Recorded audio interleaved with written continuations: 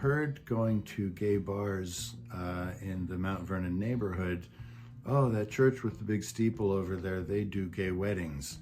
This is in 1985, 4 or 5, I was hearing that. And then I heard a radio on a radio ad for the church.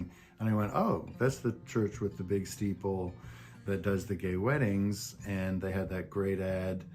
And so I think I'll go. And I walked in that Sunday, literally within 5 seconds, had decided to join the church. And I was out, you know, I said, I'm gay, and I heard that you're open to gay people, and everyone said absolutely. And so I felt very at home about that.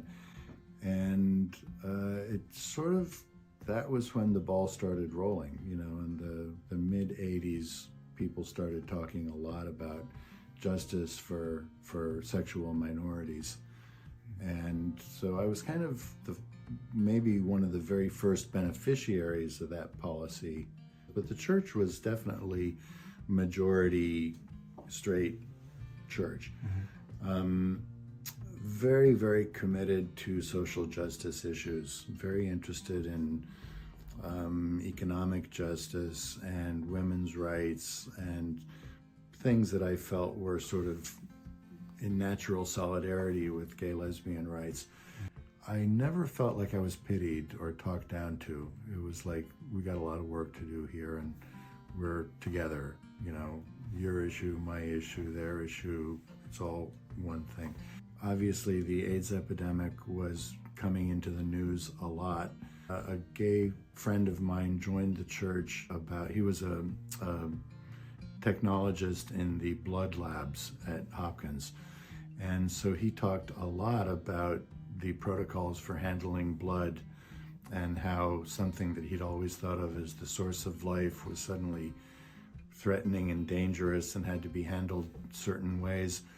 And I think that statement of his galvanized a couple of medical professionals, straight people in the church, who said, you're right, I need to get involved in this issue. This is where medical science and our faith are kind of coming together. And those people started raising the issue with Harry Holfelder, the pastor, and he became very, very passionate about that issue. He was counseling groups of persons with AIDS in the church that weren't church events. He would have men come here, probably to this room, come to think of it, and just talk about what they were going through. And as you know, most people who had a self-awareness as gay or lesbian people were unchurched in those days. Like, you weren't welcome in church and it wouldn't occur to you to go to a church. And he said one thing that just still gives me the shivers. I wasn't there, but he told me about it, that he was talking with several young men who had AIDS. And in those days, you remember, you got AIDS and then you died.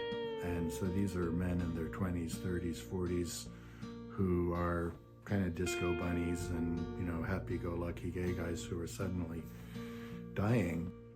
One of the guys said, well, you're a Christian minister, right? And I said, yeah, I'm a Presbyterian pastor. And this guy said, well, what do you think about heaven? And Harry thought, wow, nobody's ever asked me what I think about heaven as a Christian pastor. And I don't want to lay that on people without them asking for it. But he said, that's when I realized, you know, this is their last chance to talk about what might be coming next for them. And that's part of my calling. He was very, very intensely, passionately committed to justice for gay people, but in particular around the AIDS epidemic. In the meantime, the associate pastor, David Coleman, had met a partner, at which point he became very uncomfortable not being fully out. And because in theory, in those days, an ordained minister could not be a practicing homosexual, quote unquote. And so he left the church, left his calling, left the denomination.